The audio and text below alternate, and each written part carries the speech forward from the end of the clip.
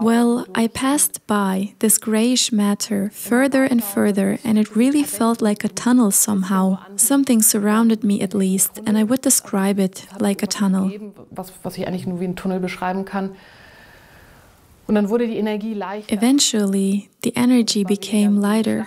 This feeling of a barbed wire began to vanish, and it started to feel lighter and brighter. So obviously, I aimed at that and walked even further towards it, until I indeed stood in front of this golden, bright, whitish light. It wasn't really light as we know it, it was more of a feeling that I would describe as light. A very precious, appreciating, loving, welcoming and joyful kind of energy, which welcomed me, and I was at home and deeply loved.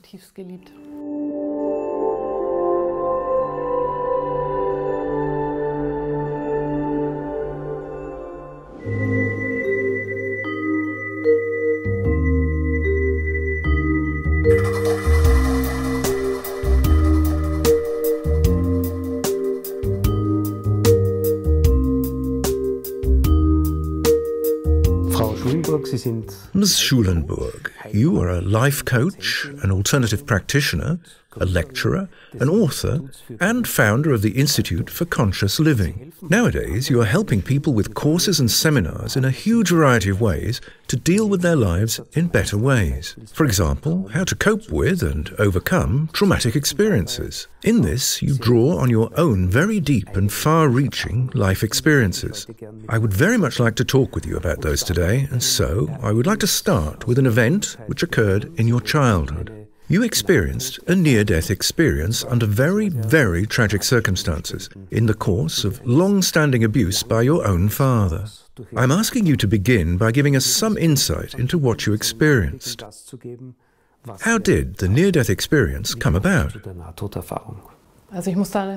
First of all, I would like to express a tiny trigger warning, since this is about traumatic experiences in terms of sexual violence, and I'm just asking to simply take good care of oneself here.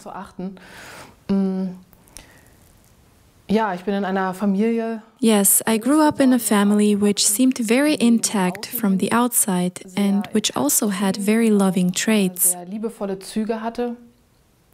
I was at a Waldorf school, and everything appeared very loving and caring.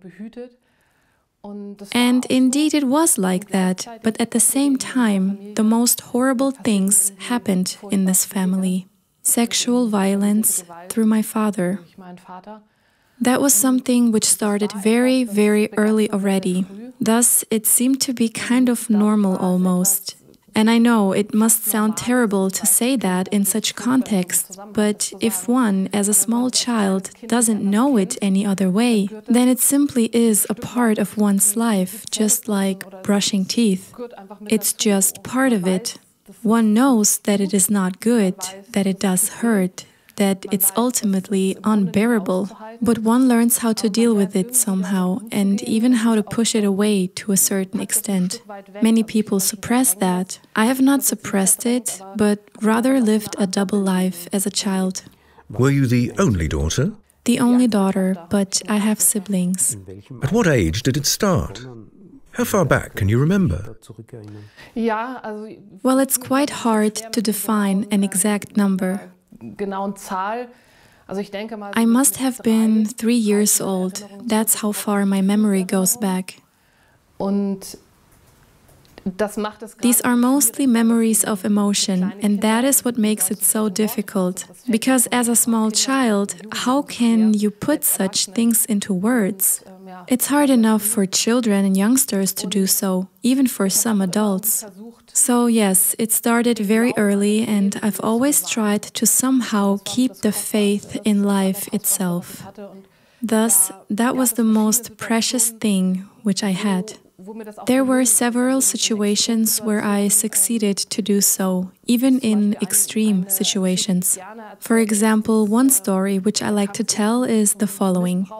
I experienced abuse in one particular situation, and afterwards I was totally smashed, physically, but of course also mentally. And I felt that I couldn't handle it any longer, that I was about to shut down from life. That, by the way, was always my biggest fear, that I would, to put it in simple words, close my heart, that I will no longer be able to feel life and to feel alive.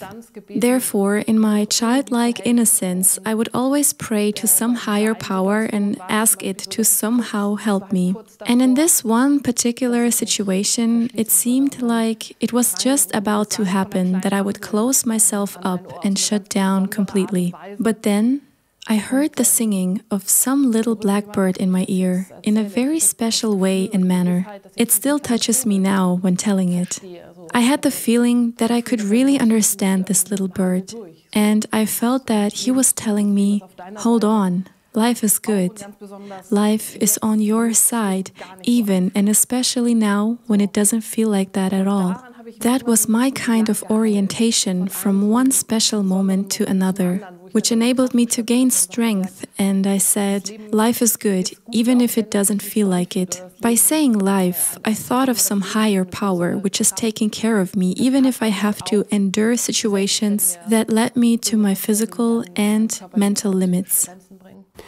You wanted to avoid that you would close yourself. These are somehow very mature thoughts. How old were you then?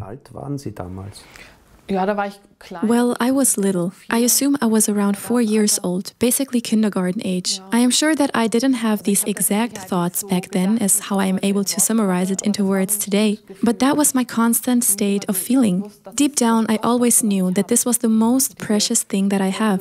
Today, I would call it the connection to life, or a feeling to oneself, a connection to my soul. That was always the most sacred thing to me, and it still is until this day. How did you experience your father? Was it mixed? Did you experience him as a loving father sometimes too, or was it always fear-dominated? The constant state of mine was always fear-based. Therefore, I always had a hard time to open myself up towards other people. For sure, there were moments in our everyday life when we have experienced some sort of normality as a family, but the fear was constantly there, that evening will come soon and that my mother would leave the house. So the feeling of threat was permanently there. Therefore, I was always lacking this light-heartedness and enjoyment of life. How did the near-death experience happen? Well, that was very dramatic. As soon as I reached puberty, a serious struggle started between me and my father. One would probably suspect that it was about sexuality, since all of it had to do with sexualized violence. But that wasn't really the case at this point. Eventually, it was more of a power struggle. Nowadays, I describe it as a fight for my inner being, the fight for my life force. And that got me to my limits. I was being choked a lot and was always brought to my physical limitations. I fought against that with my whole force back then. One might say in retrospect, well, maybe you should have just participated. But that was never an option for me, because I was always afraid that if I would have simply participated in it, then I might lose myself and thus lose the most precious thing that I have.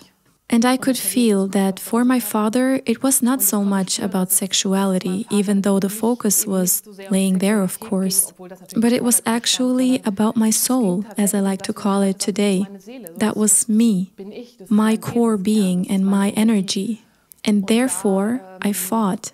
I said, that is not for you to take. One could say that perhaps I was a revolutionary in that sense, which is understandable in such a context. I fought against it and rebelled. I said, I will tell that. I'm going to tell the police. And of course, by being like that, I received even more pressure in return. And that was dramatic, since the physical pressure that came from him has grown further and further. Also in the direction of brutality? Yes. A human being can be brought to its physical limits even without obvious wounds, bruises, and so on. For example, by putting a plastic bag over the head. That was kind of a game for him, which he then played quite often in order to look me in the eyes during these life or death struggles. That fascinated him somehow, to be able to feel godlike or to be in charge of my life.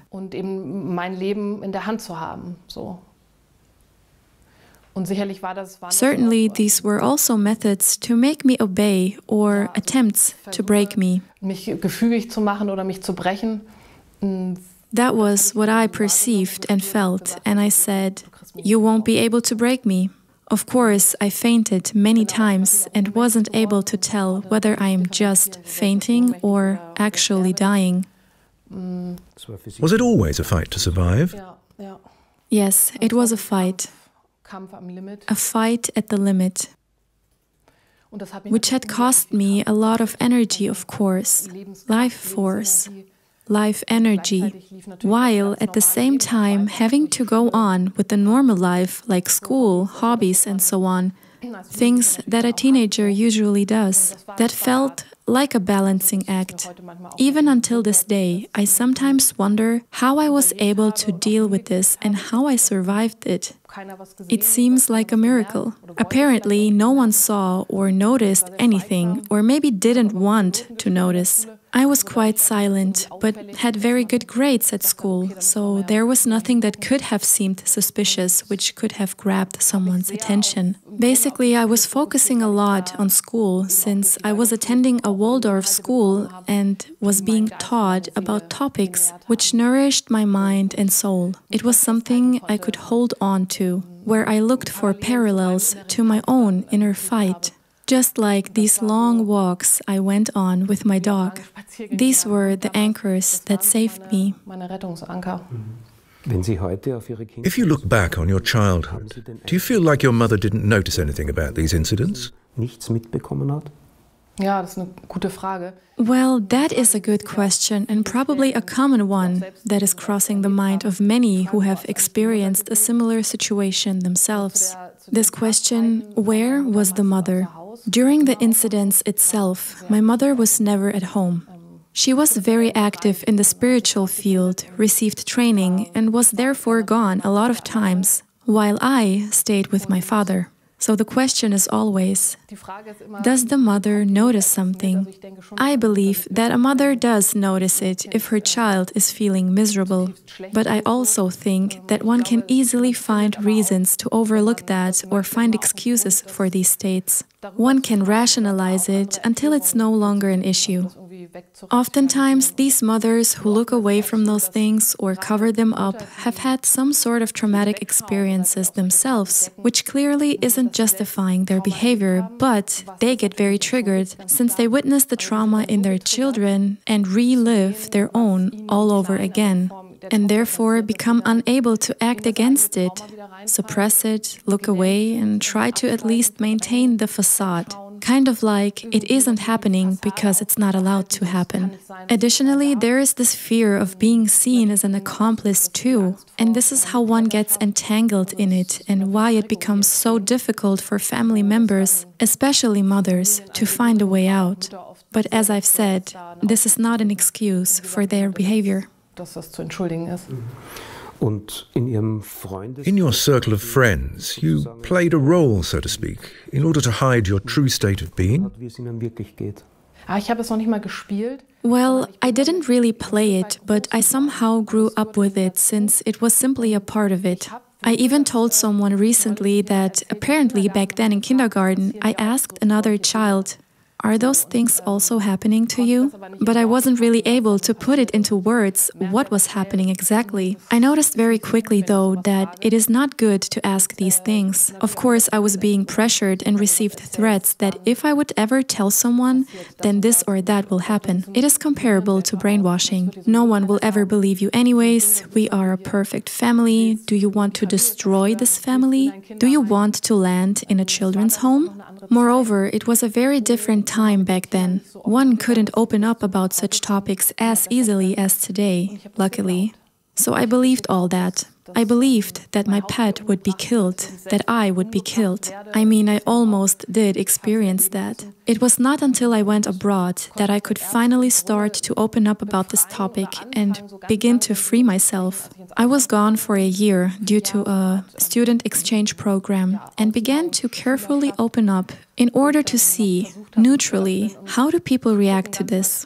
Do people believe me, or would I be considered crazy? What kind of responses am I getting? And I noticed that people do believe me and that my words were taken seriously. And that has led me to open up even further. This means that through this perfect family image, you were being consciously pressured? Yes. Therefore, I had the fear of losing my family. That was another suggestion. How am I going to survive out there? Who will take care of me? That has caused a lot of distress, which is logical. Due to that, my mother was taking good care of me, guided me spiritually, and stabilized my mentality without talking about the topic itself. Still, she was there for me, with her motherliness and warmth. I was still afraid as I thought further. If I'm going to feel bad, who else would understand me then? Who else would lift me up? Unfortunately, I didn't think about the fact that if I would have told someone about the things that happened to me, that this would eventually lead to healing, and I wouldn't need someone to lift me up in the first place. But I wasn't able to think this far back then. How did the near-death experience happen exactly? Well, that took place during that fight between me and my father. The situation started to escalate, and he began to feel my resistance. During these borderline situations, I was truly fighting for my life, for my physical being, but also my inner being. Well, and during one of those, well, he would call them games. I would rather call them struggles for life. I fainted, just as I always did. But this time, I didn't black out as usual.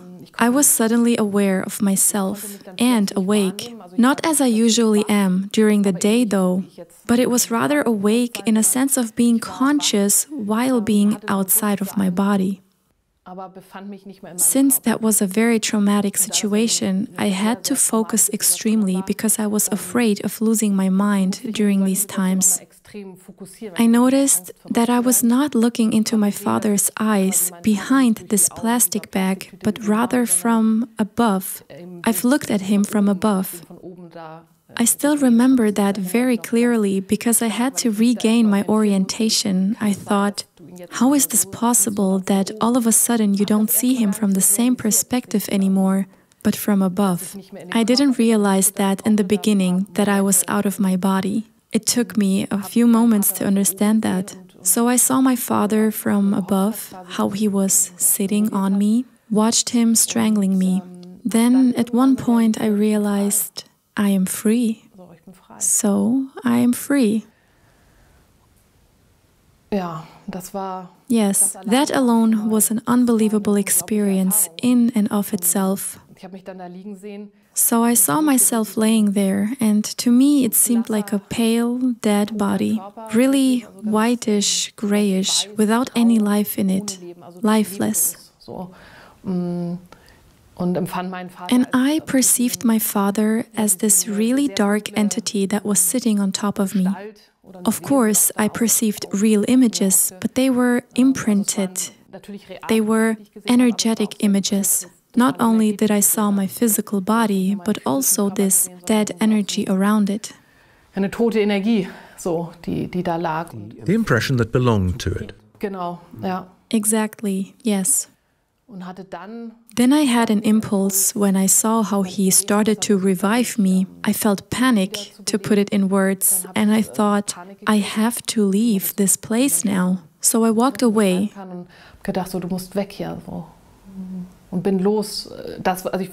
This is how I would describe it at least. I walked into a gray mass, which also hurt, by the way. It kind of felt like walking through barbed wire, but I didn't care about it since I thought nothing could be worse than this. Yes. Ja. How did your experience continue? Ja, da bin ich durch dieses Grau. Well, I passed by this grayish matter further and further, and it really felt like a tunnel somehow. Something surrounded me at least, and I would describe it like a tunnel. Was ich eigentlich nur wie ein Tunnel beschreiben kann. Und dann wurde die Energie leichter. Eventually, the energy became lighter. This feeling of a barbed wire began to vanish, and it started to feel lighter and brighter. So obviously, I aimed at that and walked even further towards it, until I indeed stood in front of this golden, bright, whitish light. It wasn't really light as we know it, it was more of a feeling that I would describe as light. A very precious, appreciating, loving, welcoming and joyful kind of energy, which welcomed me, and I was at home and deeply loved. A feeling of secureness. Yes, yes. That is something that was probably unknown to you since you'd never experienced it as a child. Yes, it was kind of like an opening. I felt like being at home. I am safe. I am loved. A lot of joy was involved. How did everything go on with this impression? Ja. Well, I was allowed to really bathe in that feeling and, well, fill myself up with it. The human language can't express that properly. I was allowed to stay there, and then the following happened. It seemed as if something unbound from this light and came towards me. Ich würde das wie so ein Wesen beschreiben. I would describe it as an entity, but I can't tell whether it was masculine or feminine. It had a face, though, and seemed very kind and clear, very lovingly and completely on my side. Sehr, sehr liebevoll und so ganz auf meiner Seite. Also ich hatte das Gefühl so. I felt that this benevolent being is deeply in favor for me, and it sees me in a way how I've never been seen before. Noch nie gesehen wurde. Also als a lovable creation and an important creation. I received this impression, this is valuable. Your life is valuable. You are valuable, and I'm going to help you now. And this was an emotional language, not a verbal communication. kein verbaler Austausch. Appreciation as well?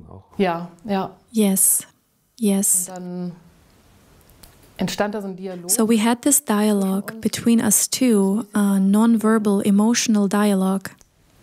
Und also das Wesen stand. And this being was standing on the left side in front of me, but on the right side I could perceive my humanly, earthly situation. Meine menschliche Situation wahrnehmen. Es war tatsächlich. It was indeed kind of like looking through a cloud cover, but being able to see through it.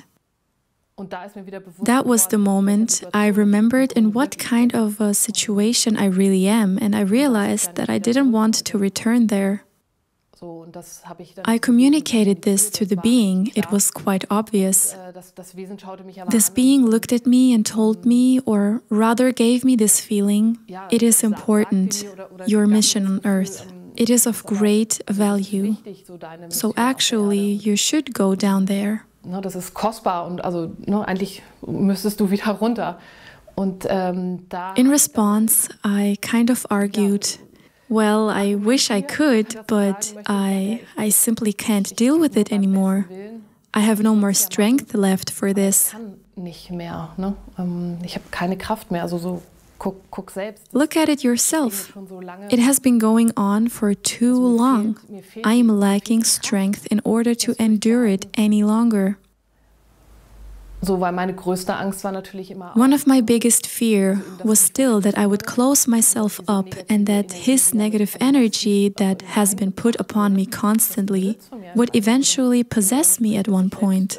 That I, myself, would become dark and maybe even a perpetrator too. That I would begin to find my pleasure in hurting others as well. I have noticed that in some people around me who have been unfortunately pulled on this other side, and I always thought I would rather die than experience this myself. Basically, I was afraid of not having enough strength in order to stay true to myself. And this is exactly what I communicated to this being. I wish I could, but I really cannot.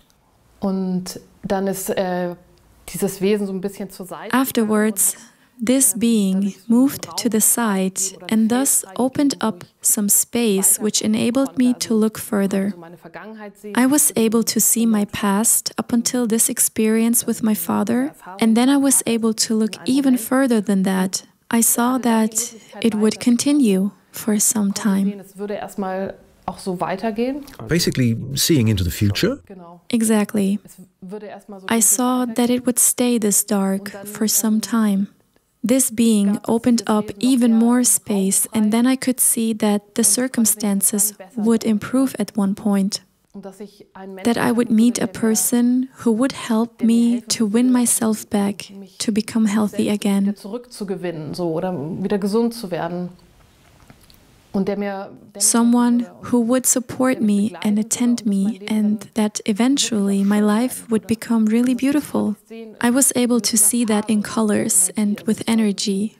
It was a golden energy, and even the color that I'm wearing today. There was this intense feeling of enjoyment for life, a yes to life, some sort of blooming, and that this person would accompany me and I could experience all that. But at the same time, there was this scenario that I was still in.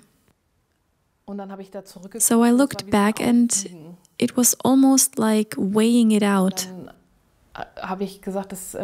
Eventually, I said, I don't know whether I can withstand everything until this turning point.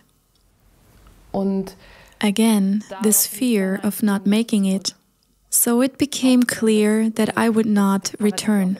Even if this paradise on earth would await me, this being moved one more time towards the side and enabled me to see even further and even more deeply. This, by the way, is touching me until this day, because ultimately, this was the reason that changed my mind and made me return instantly.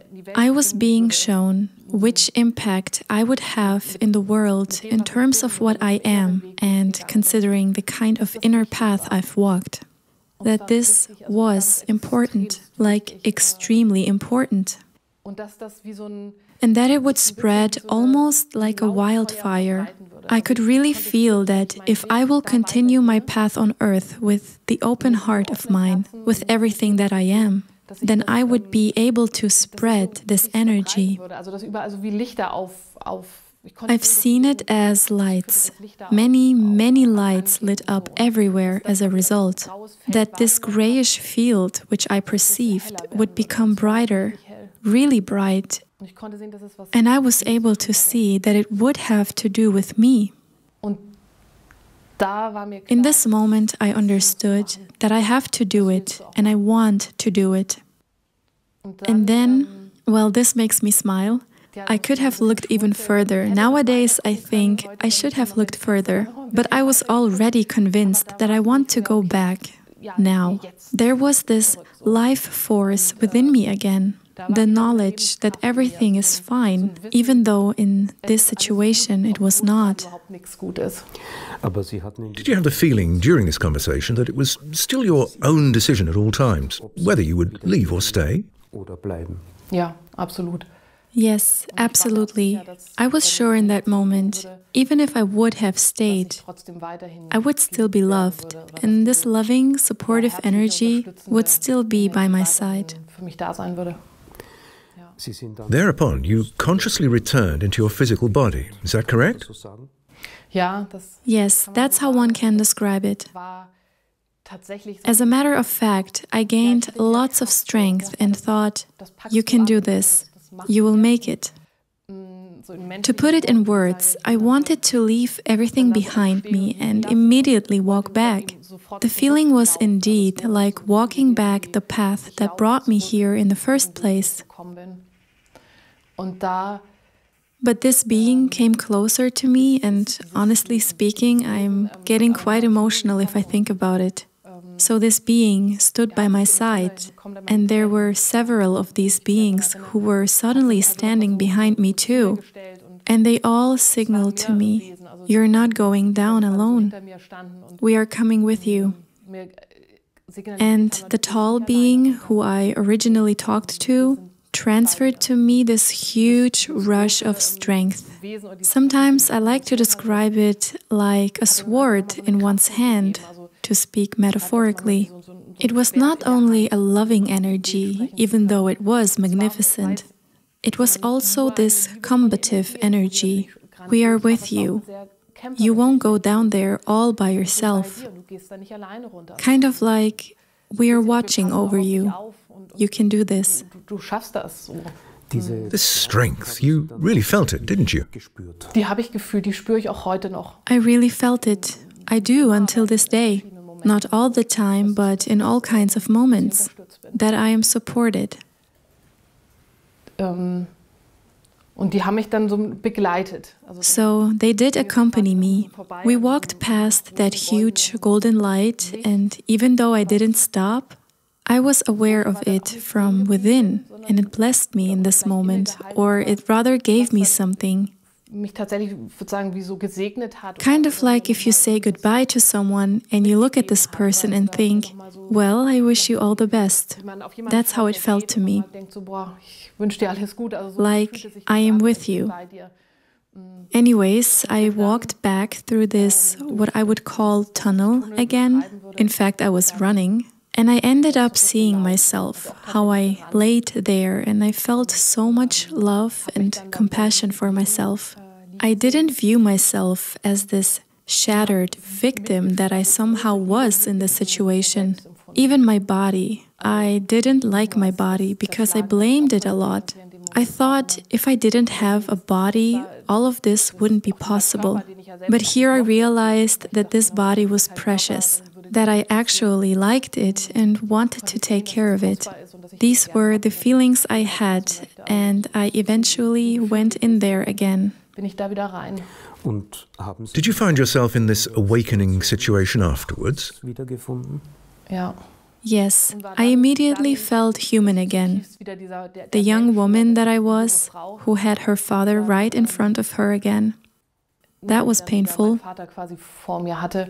Das war schmerzhaft so. Also dann auch die Even realizing that I have a physical body again, which was shattered, it felt tight and limiting. My father cried and felt release as he noticed that I came back, but I didn't let that touch me. Auch nicht so an mich rangelassen. So. Und dann the next step for me was to arrive and get used to this physical life and body again, and to not lose my mind because of everything that happened. And then later to remember what kind of homework I needed to do, how everyday school life is going, and how to survive, what will come next. How old were you back then? I was around 16 or 17 years old. I'm not quite sure how old exactly. What did this experience do to you in the long run? Did it make life easier for you? Das könnte man denken. One could think so, and I'm sure many would guess so after hearing me out. But on this physical, human level, the horror simply continued. Unfortunately, that was the reality, and to some degree, I indeed closed myself up, cut myself off from everyone, and became very introverted. I simply closed everything inside me, and even though I held on to it, I protected it from the outside world. At one point, I told a teacher of mine, since he talked about near-death experiences once, and for the first time, I knew how to call this incident. I've heard this term before, but now I was able to grasp it, and therefore I asked him whether he had some literature about it. And to some level, I really did find myself in there. I would like to go back to the near-death experience. Did I understand correctly? You were constantly conscious. The body-connected consciousness turned into mental consciousness, and afterwards it switched again. You were not once unconscious. No, I was always there. There was a black hole, or kind of a faint, for a few moments between passing out and becoming conscious again. For a moment, it was all black. You were 16 or 17 years old. I could imagine that one at this age could have serious thoughts about leaving the family for good. Yes, absolutely. I went abroad and continued going to school there. But I had quite a hard time to put this traumatic experience or this emotional injury into words properly. I lived in the UK first and then in France. And the discrepancy between what was within me and the outer normality was so huge that only then I truly realized how bad I was actually feeling. Still, back then I didn't trust others as much in order to fully open up. I wasn't even at full age and had this limiting belief that until the age of 18 you can't be free anyways. I truly bought that lie.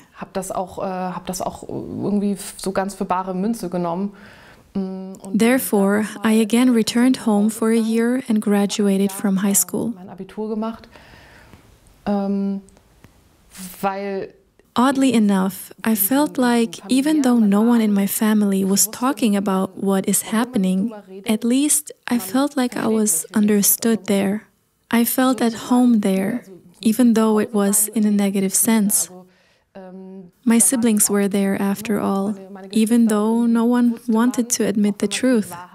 Kind of like an ever-present ambiguousness. No one ever talked about anything, but on an emotional level, it was absolutely fine to be as hurt as one was, or to not fit into the rest of the world, but rather fit and live in this family constellation. And to some degree, I believed that. I mean, I tried to open up to other people, especially when being abroad, and I indeed made positive experiences by doing so. But I soon realized, whenever I tried to tell the absolute truth of everything that happened, that I wasn't able to meet one single person who could really hold space for that truth or withstand it. There was no one who wouldn't close himself up emotionally. Thus, I noticed, as soon as I fully and openly show and admit what happened to me, then I can't carry it on my own. Kind of as if I would fall into my own abyss. Eventually, I began to wait for this one particular human being who I was shown in my near-death experience, since I knew this one will be able to withstand and be present with it. This one won't close himself up. I will be able to tell him everything, and he will hold that for me, emotionally, until this point when I will be able to hold it myself. Therefore, I started to look for this person. In my imagination, I pictured a very wise, mature person to live like a hermit. That was how I pictured it. So I thought, well, he probably lives on the other side of the world. Maybe even I myself wanted to go as far away as I possibly could. As a matter of fact, I went to Australia after graduating from high school as a backpacker. I was very desperate and felt like I wasn't having any strength left. So either I'm going to meet him now and everything I saw was indeed the truth, or anyways, this will be the end of my strength. It was clear for me that I wouldn't be able to live a normal life, for example, studying at the university and so on. I knew I couldn't do that. In Australia, I was in Alice Springs, that is a small place in Australia's heart in the desert, and I said, okay, either this is real now or I'll die. I really provoked that and went into the desert with way too little water and not enough local knowledge. I walked on a path which was marked, and there should have been water stations. I mean, they were there, but empty, unfortunately. So at one night, I was laying on the desert sand in my sleeping bag, and I watched the stars. I thought, you won't have enough water for the next day. So I kept asking life to stay with me, no matter in which direction it would go, but I asked for a decision, for clarity. When I woke up the next day, I've noticed some traces from a snake who apparently had spent the night by my sleeping bag. I mean, Australia is known for having many of those poisonous snakes too. But nothing has happened to me, which I took as a sign. Moreover, snakes stand for transformation, so I really held on to it and I thought, something good must happen. And indeed it did. On the same day, a ranger came along. He was pretty taciturn and quite angry at first to see me there. He considered it irresponsible and asked me what I was doing there. But during our drive afterwards, he said to me, now I understand why I had the impulse to drive to this place. Apparently, it was not on his schedule. From that moment on, I regained this clarity within me. This trusting in life was tangible for me again, and by inner clarity, I mean that my inner voice was even more noticeable now. So, I received this impulse to book a flight back, but to Hamburg. It was a quite clear instruction. Book a flight to Hamburg, and not in a few months, but now. So I thought, what can I do else besides trusting that? The only challenge was that Hamburg is quite close to the place where I grew up, and I originally said that I would never return there, not even close to it. But I decided to trust it.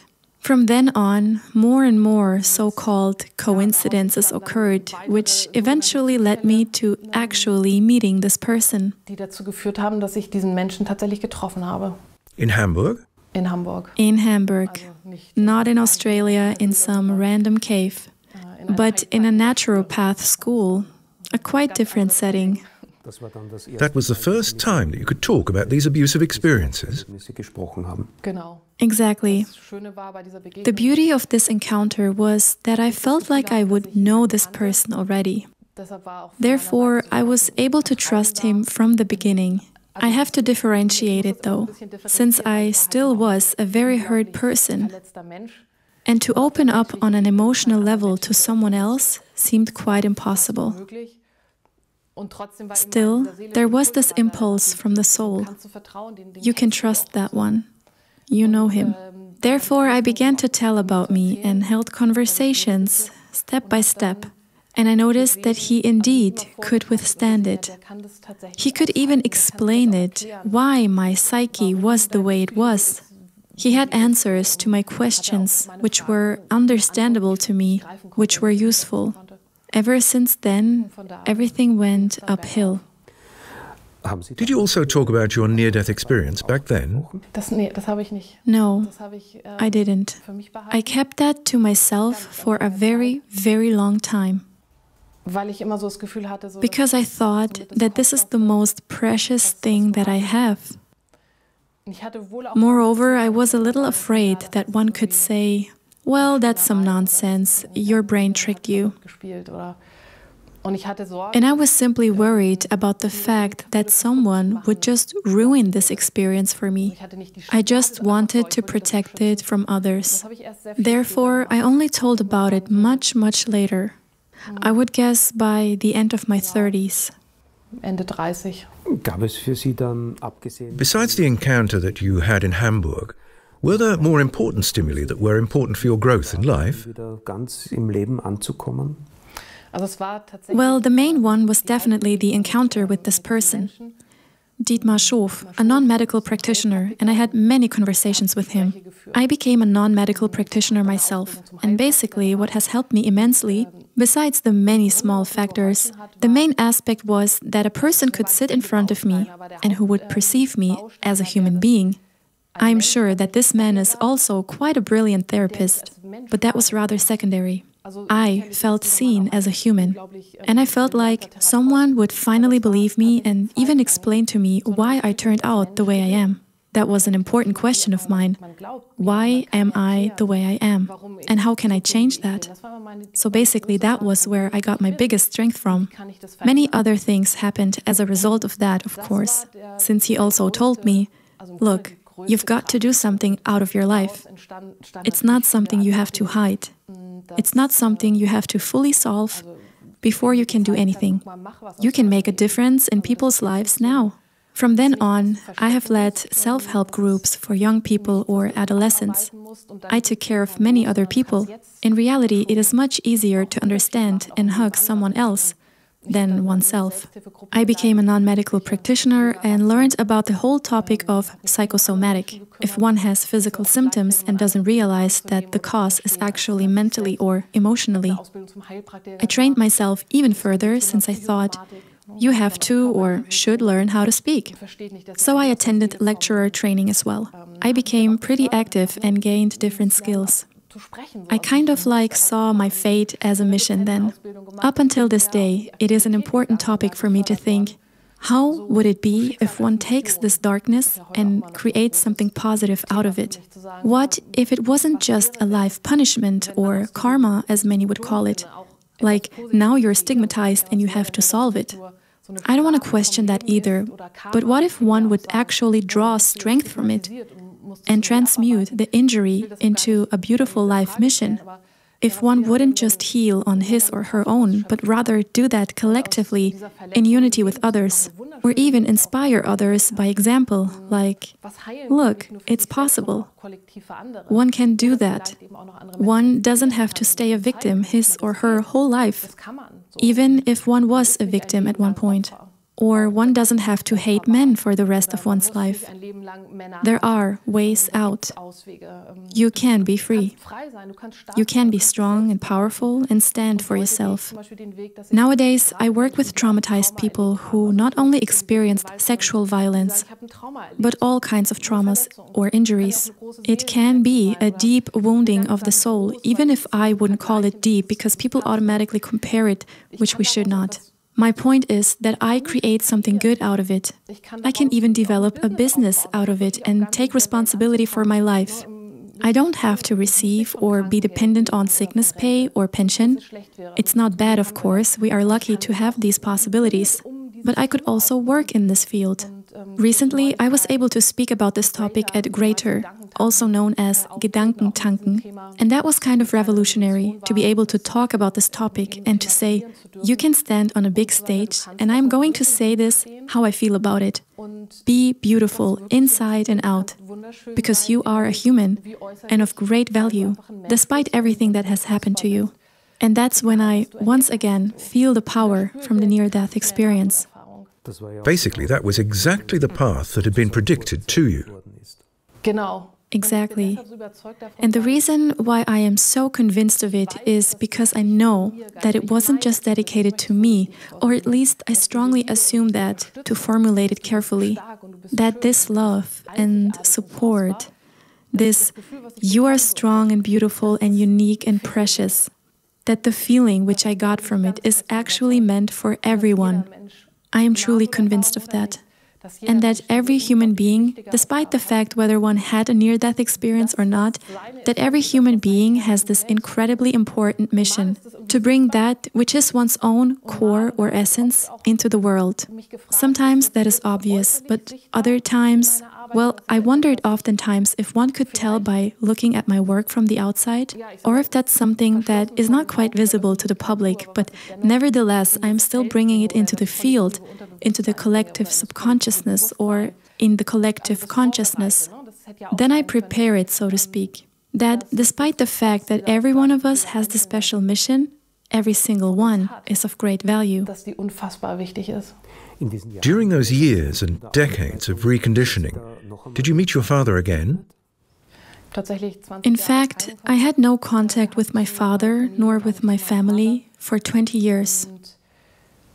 Ich bin ihm tatsächlich dann But then I actually met him once again, but under unexpected circumstances.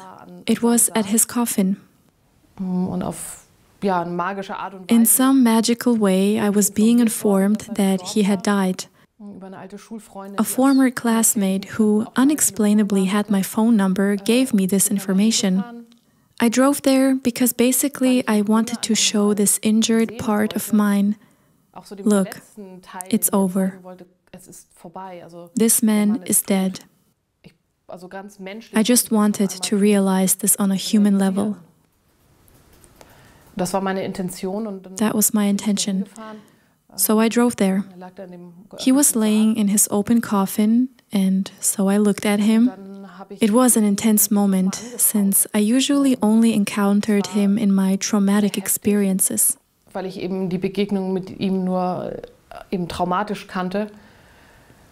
Und dann konnte ich But then I realized that he indeed was dead, es war tatsächlich and in fact, it was an important moment for me. realisiert hatte, After this realization, I decided to acknowledge this time and destiny that both of us shared, Zeit, die wir hatten, and to recognize his soul as well. und auch seine Seele anzuerkennen. Also dass da That he wasn't simply this monster, but also a soul, a human. Seele oder ein Mensch so. Und Therefore, I had this impulse to go on my knees in front of this coffin and to let my forehead touch the floor. That moved a lot within me. ganz viel mit mir gemacht. Ich konnte es loslassen. I was able to let it go all of a sudden. Da war ein großer Frieden. I felt in mir. Also inner ganz viel. peace. Ich hatte das Gefühl, dass I ganz felt viel, like a was lot of ich the in mir energy that I still carried within me until this point das has verlassen left. hat. So eine A große Last huge burden fell off of me. von mir gewichen. Und ich hatte in dem Moment Moreover, I felt in this moment as if I would enter that inner space or spiritual space of the near-death experience. That was very unexpected, but I indeed found myself in some higher plane where I was actually able to meet my father, or rather his soul. als Seele. How did you perceive him there? Es war schockierend, It was quite shocking for me, since I didn't know him like that at all. als helles, I actually perceived him as this bright being, and I felt that in his essence, dass das he truly is that. Das hat mich gleichzeitig auch At the same time, it made me sad because I thought, I wish I could have seen him like that during his lifetime on earth. kennengelernt. Und da konnte ich sehen, dass So I could see that in this higher realm, there was indeed a positive connection between us, which, on the other hand, never existed on the physical. die so auf der menschlichen Ebene ja gar nicht stattgefunden hat. Und dann hat er mich noch eine Zeit Then he begleitet actually attended me for some time, but it didn't scare me. und hat mir In tatsächlich some auch way, gewisse he Art und even Weise assisted geholfen, me to write this book, zu schreiben. Into the Light. Und nachdem das fertig After war, it was finished, his presence began to vanish from my life. meinem Leben gewichen. Das ist I wouldn't say it faded, but he rather removed himself, which was fine. war dann auch okay. Hatten Sie dabei auch das Gefühl, Did you feel like you were able to empathize or feel something regarding his biography, how he became a perpetrator? wie er zu dem Täter wurde? Also in dieser Situation jetzt In this particular situation at his coffin, no. But in terms of my work with people who have suffered from traumatic experiences, Menschen gehabt, die I was in contact with people who were victims and became perpetrators. und die ja wirklich They suffered immensely from that and eventually had enough courage to ask for help and open up about it. Menschen, wo ich dann stückweise verstehen konnte, Through this work, I began to empathize or understand what his destiny or life path must have been like. gewesen sein muss. Sie haben Ihr Buch Into You have mentioned your book, Into the Light. Was war denn für Sie der What was your motive to write this book? zu schreiben? Was it this final encounter with your father? Verbindung mit Ihrem Vater? Ja, das war ein Beweggrund. Yes, that was one of the reasons. Another one was that years ago, one of my mentors, Neil Donald Walsh, kind of assigned me with a wink to write a book with the title The Spiritual Gift of Childhood Tragedy. It took me years to actually get used to the title. It was indeed a very special time. In order to fully understand that, I have to tell a little more. There was this time in my life, after I have dealt with everything on a mental level, when I asked myself, what should I do now? What is the point of it all? And there is this theory that one creates his own life. Therefore, I asked myself, did I really want that which I have experienced? I mean, obviously not. Back then, I was in contact with Neil Donald Walsh, which was the biggest authority figure in the field of consciousness expansion or spirituality for me. And I learned that one creates on a conscious and subconscious level, as well as on a higher level. That's when that inner fight started within me. I thought, what kind of soul do you have to actually create something like this for yourself? I mean, it's quite shocking. Almost 20 years of horror. And then it took me another 20 years to fully make it out. I really want to point that out. It was a very hard path to walk on. The reconditioning and healing, too. On another note, the question, am I being penalized in this life for something I did in another lifetime, didn't resonate with me. Sometimes one has these insights. As soon as one hears something, even if it's hard to accept, it eventually resonates with one. That was not the case with me. I wished it was like that in order to have a solution at least, but it didn't feel like it. Therefore, I asked Neil Donald Walsh in a personal mentoring where I had conversations with him over the telephone, since there was no Zoom back then. I asked him these questions.